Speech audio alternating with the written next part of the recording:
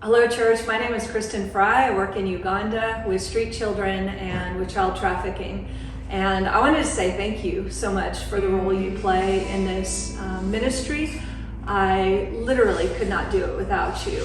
And I'm so thankful for the messages I get on Facebook that encourage me and seeing what's going on in the church here. And we were able to do during lockdown, which was very terrible in Uganda during COVID, we were able to do a rescue and rescued 142 street boys, had them for 42 days, and it was like a zoo, actually.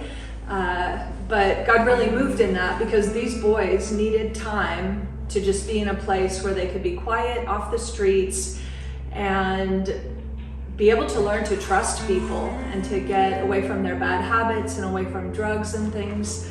And during this time, we separated the boys down into groups of need. And at this point, now lockdown is over and everything, we have 32 boys are at dwelling places, and about 36 boys are actually going to vocational training.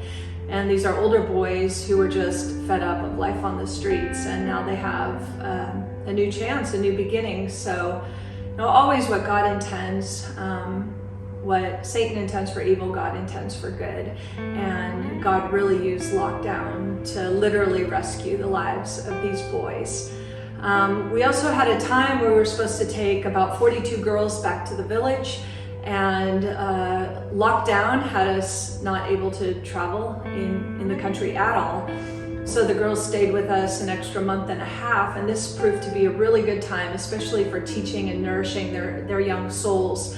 And right at the end, before they went back home, we showed the Jesus film in their language. And it was the old film. It was, to us, probably boring and outdated. But when these girls heard Jesus speak their own language, Karamajong, they just gasped in amazement. And at the end of the movie, and this is like a 2-hour Jesus film, where you kind of get bored, but these kids were riveted. And right at the end of the film, one of the girls just fell down on her knees. She lifted her hands in worship, and she could not stop worshiping, thanking Jesus for all that he did for them. And these aren't things that wouldn't be happening without the support of this church. And again, I can't thank you enough, and it'll be good to be bumping into some of you over the next months.